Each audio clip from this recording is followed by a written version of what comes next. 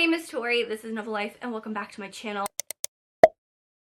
And welcome to a really fun video that I'm actually really excited to sit down and do, and that is 10 novels to know me. So I saw this actually over on Threads. People started to like rethread something and then put their 10 books to know them as to like get to know people better, and I actually thought that would be fun to sit down and do a video. If you guys have been watching my channel for a while, you probably know some of these books and know that I'm actually going to pick them anyway, but I still thought it would be fun to sit down and talk about them and why like they represent me in a book, if that makes sense. So yeah, let's go ahead and jump right into the first one. The first book is The Anti-Heroes in Love Duet by Gianna Darling. So this book is really special to me. One, it's the first book that I've ever read by Gianna Darling, but also I see myself in Elena Lombardi a lot. I'm actually channeling my inner Elena Lombardi right now with the red lipstick and the black, like the very sleek look. Not the bow, she would never wear a bow in her hair, but I love that she is just this fierce lawyer when you meet her. She's grumpy, she's an ice queen, but she has been through some things in her life that led her to be like that. Like she just, you know, to cope with life and cope with what is happening in her life, she had to become that way. And I love that she is able to meet Dante and become just like a little bit softer. Like he kind of like opens up and breaks down her walls and kind of just really gets to see her and realizes that it's a mask that she's put on because of everything that she's been through in her life. And I really love that. I really love when someone, anyone in any book basically, it could be the hero, it could be a best friend, can really like break down and open up a character and you really see them for who they are, you see what they've been through, you just relate to them. And I just relate to her so much because, you know, like throughout my life, a lot of people have been like, oh, you look like your face is like resting bitch face all the time, or oh, you're really closed off, you don't really open up very quickly. It's like, well, no, I don't. I have to trust you first because I've been through things in my life that makes it that way, you know what I mean? So I really love this book for not only the romance in this book, but also the representation of a female character who is an ice queen, or oh, you're mean, oh, you're this, oh, smile more, do this, do that. It's like, no, as a woman, I don't have to do that. But also, like, you would never tell a man to do that if a man is cutthroat and if a man is anything like that. So loved Elena Lombardi, love Gianna's writing in this book. Oh, love it so much, chef's kiss. Now these are in no particular order at all, I just pulled them down from my shelves. The next one is actually a fantasy romance, and it's from Blood and Ash. So this is actually the like first or second really like hardcore fantasy romance series that I've ever read. And that has a very special place in my heart because of that. So a lot of people critique this book, and is it the most perfect book in series? No, absolutely not. But once again, our female character, you're gonna see a pattern in these books, but our female character, Poppy, she is really like hidden away. She's told only certain things, and she kind of has to do what she wants in secret. She learns to train to fight by her bodyguard, and so when this new bodyguard comes in, she's very wary. She's like, I'm not gonna be able to do the normal things that I usually do. Like, what is he gonna think? I'll be yada yada yada. And I love the fantasy world. It was very easy for me to understand when I was getting into fantasy romances. It was so simple, and I really just fell in love with the writing. I fell in love with everything about Poppy. I love her growth throughout this book. I really love the growth throughout this book because I see myself when I was 16, 17, 18, 19 in her shoes, and, you know, like trying to find myself and figure out who I am, and, you know, like not coddling people and not like placating people and saying what I want and all that. So she's another female character I definitely really relate to. The next book is actually one where I relate to the hero in this book, and that is Unsteady by Peyton Curran. So I've been talking about this book since I read it last year. Recently got picked up, so this is the new published, traditionally published version. And this book really signifies for me that having a safe person is okay. I always thought that with my anxiety and anything like that, like me going to my husband and my husband being the one to calm me down would always be wrong. Like, no, I should be able to do it myself. Like, I don't need someone to do that for me every single time. But I've learned with therapy and really reading this book too, it kind of like put it into perspective for me that it's okay. It's okay that I have a safe person or a couple of people that I feel really comfortable with certain topics and certain parts of my anxiety. When it does flare up, I can go to them and I can open up and I can be like, you know what, it's okay. I can lean on you a little bit for you to help me. Like, I trust you with that. And it's not a, you know, like overbearing. It's not a, oh, you don't want to deal with it yourself. It's just sometimes with anxiety, you get too in in your head and you need someone to pull you out of it, and that's really what it is. So I have a couple safe people in my life, and in this one you see that Sadie becomes Reese's safe person when he is having a panic attack on the ice after he gets hit on the ice, and he like is trying to get back on the ice to go for the season for his senior year of hockey. And you see that he's really struggling with that. And you see that Sadie is like, I don't need this in my life. I have a bunch of bullshit going on at home. But she doesn't anyway because that's the person she is. And I love their romance. It is so just perfect. It is the perfect representation, I feel like, of someone in real life now dating and finding someone that is their person and them going through stuff. So if you haven't read on the study, definitely read it. I love it. Hockey, college, new adult romance. Now the next one is just a fun one to get to know me, okay? I love a wild, messy romance. I love drama, but not really in my life, okay? I love Credence by Penn Douglas because I get to experience the crazy, the angsty, the stuff I would never experience in my life because I live too much of a boring life. I get to experience it in this book. Now, once again, our female character, a lot of people when they read this book the first time, they don't really pick up on it. They're only seeing the face value. They're only seeing the spicy scenes. They're seeing, oh my god, she's going back and forth between 3 guys.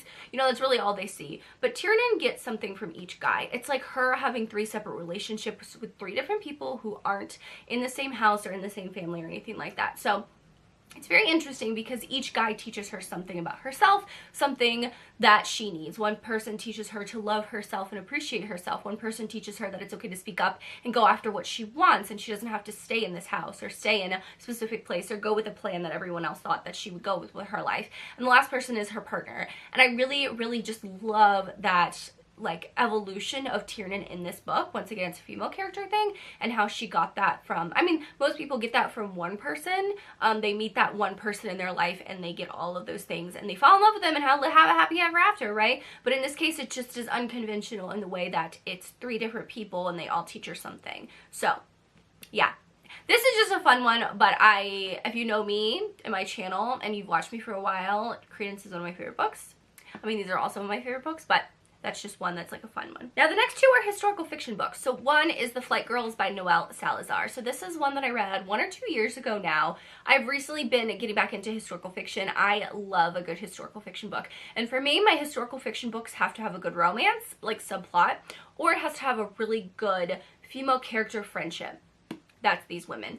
I love finding out and reading about women in history that have just paved the way for a lot of things that we know now in the military or anything like that in the world, but they don't get the recognition. And so the Flight Girls in this book is after Pearl Harbor. It's the WASP program where they learn to become pilots, and they pilot and they do stuff during the war as well, but they're never actually like talked about in history. Like we never learned about them until I read this book. And that female, there's a romance subplot in here too that I absolutely love. It's like loving through anything and everything in the world. Like when the world is falling apart, that's the person I want to be with. Reminds me of my wedding song. I do love the female character, just like friendship in this book, because it's nothing to show with friendship when things are going to hell literally and you have these women that are still at your back. So also it's one of those things too where they all come together for a certain cause, and so they all bring something. So yeah, I love The Flight Girls by Noelle Salazar. I fell in love with her writing when I read that book.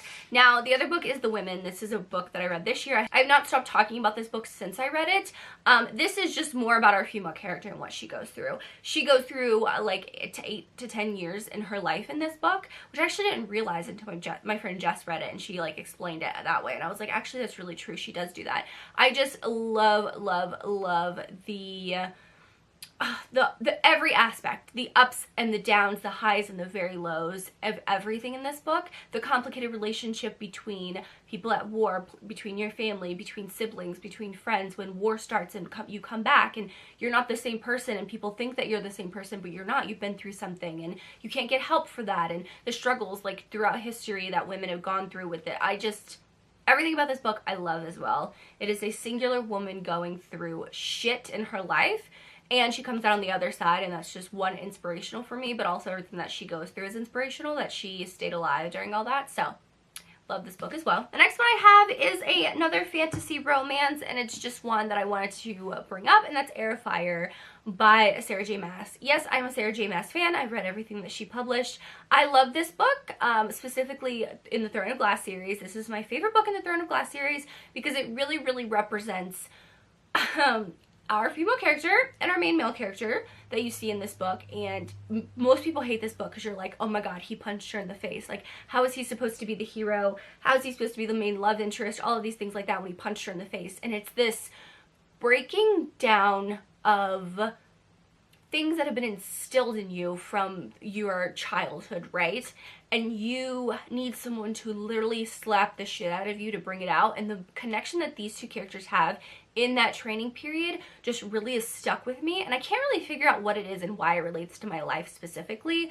But when I talk about Throne of Glass, this is my favorite, one of my favorite books in this series because of that. So I just wanted to mention it. You can't read it by itself. You have to read the whole series, but I love this book so much. The next one is a gothic romance because that has become my personality. I feel like I'm embodied gothic romances right now, okay? With the bow, with the lipstick, everything. One Dark Window by Rachel Gillig. It's one of my favorite gothic romances, gothic fantasies, gothic historicals, all of the above. It takes all of that. They have fantastical aspects. It's in a historical setting. It has a little bit of a romance. It's a first in a duet. I loved it. I've been talking about this nonstop, so if you watch my channel, I apologize for putting this book in there so many times.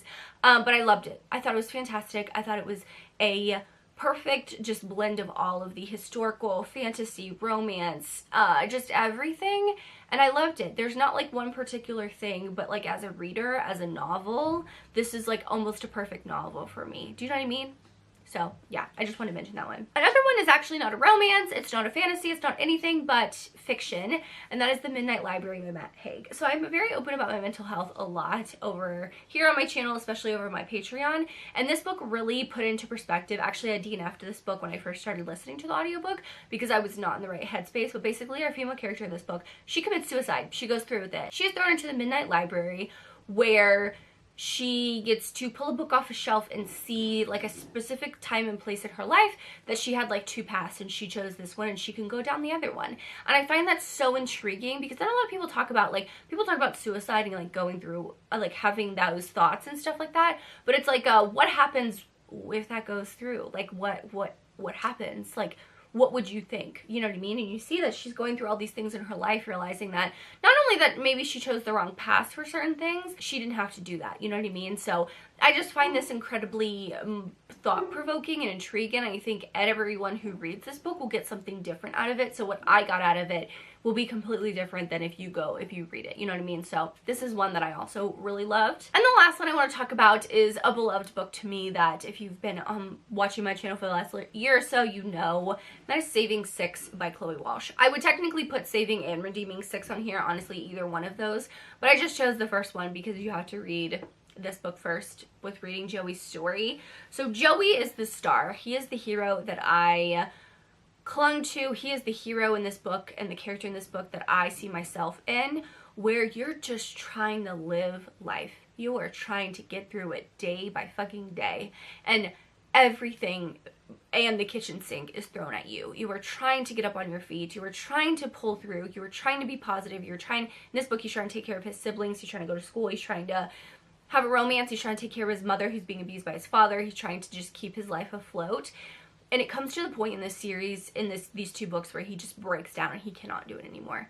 And I've been at that point. It's the lowest of the low. And I sobbed. Like, even thinking about it makes me want to tear up. But I just feel for Joey, and I feel for this character, and I just see myself in it. And it's so beautiful to see that he has someone in his life, Aoife, who can pull him back from that and be the person in his life that is the one good thing, and that is the one good thing that pulls him through everything that's happening. So I loved it because of the romance and because of that, and it's just like, you know, how lovely it is to have someone that can do that for you, and obviously that person is my husband. I love him a lot. He's been there for me for a lot. Highly recommend this one too if you haven't read it. But those are 10 novels to know me. I really hope you enjoyed.